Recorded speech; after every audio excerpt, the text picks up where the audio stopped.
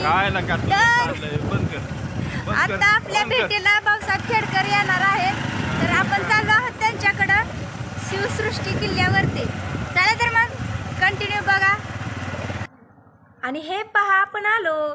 हे अकलूजमधील सुप्रसिद्ध असं प्रेक्षणीय स्थळ आहे आणि इथे बऱ्याच वेगवेगळ्या गावावरून शहरावरून इथं या स्थळाला भेट देण्यासाठी येतात.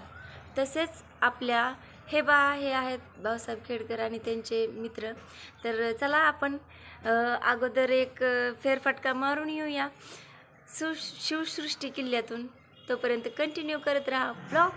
जेव्हा आम्ही लहान होतो ना, तेव्हा इथं सतत यायचो आणि वरती महाराजांच्या स्मारकापर्यंत जायचो आणि दन दन दन दन अशा पायऱ्या चढायचो.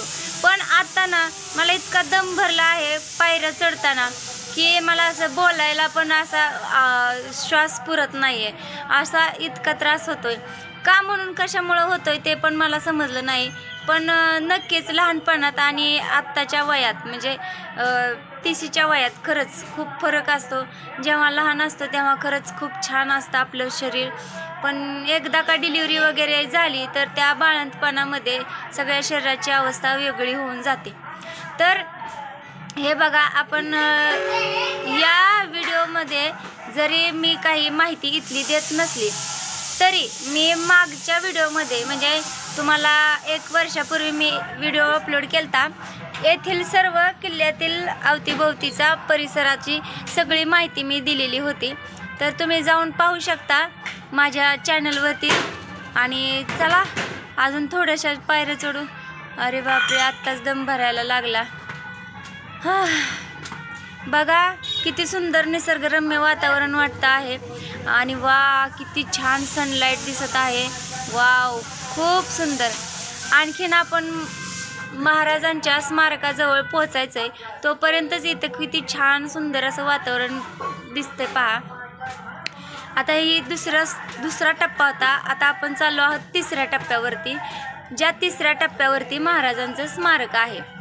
चला तरी त्यातनं पण पहा इथपर्यंत येऊन किती मस्त वाटत आहे. हा, इथं गजानन उभा आहे. तो इकडे बघतोय, लाजतोय पण. हा, फायनली आपण पोचलो आहे इथं महाराजांच्या स्मारकाजवळ. तर बघा किती सुंदर असं वातावरण दिसत आहे. ही आहे आमची नीरा नदी. तर तुम्हाला सांगायचं म्हणजे की नीरा नदीची अवस्था पण खूप बिकट झालेली आहे. पाणी वगैरे खूप कमी झालेलं आहे.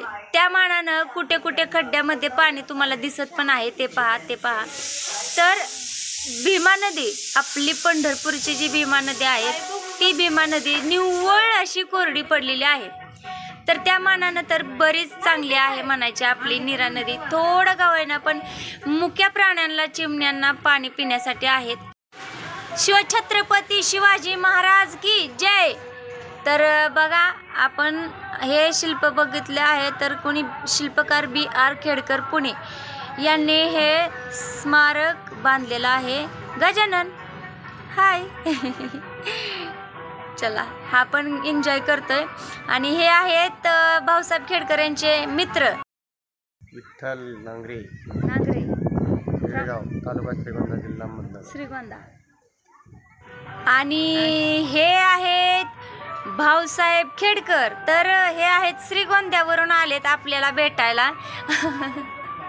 तर विषय कसा आहे, ते पंढरपूरवरून जाऊन आलेत आणि आपल्याला भेटायला आलेत का. तर ते आपल्या यूट्यूबच्या चॅनलला ते सबस्क्रायबर आहेत आणि त्यांनी खूप मोठा सपोर्ट करतात.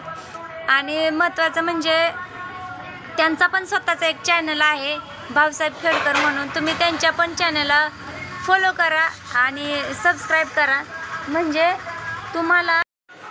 तुम्हाला त्यांच्या व्हिडिओची नोटिफिकेशन येऊन पडेल. चला तर मग हा निसर्गाचा आपण आनंद घेऊया. Wow, so beautiful. किती छान दिसतंय पहा. वा. आणि इथं सांगायचं म्हणजे की बरीच बरीच लोक मंडळी इथं येतात आणि भेट देतात.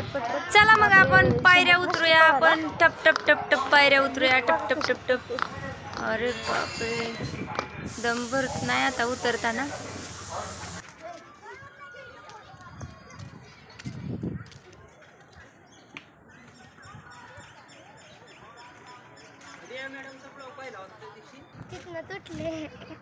तुटले कशाचे आहे ती? सिमेंटच्या का?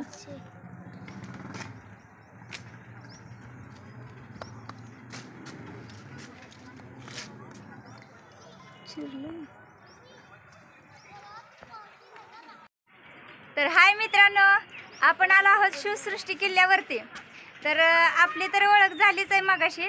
तर हे आहेत भाऊसाहेब खेडकर आणि हे त्यांचे मित्र विठ्ठल नांगरे ना?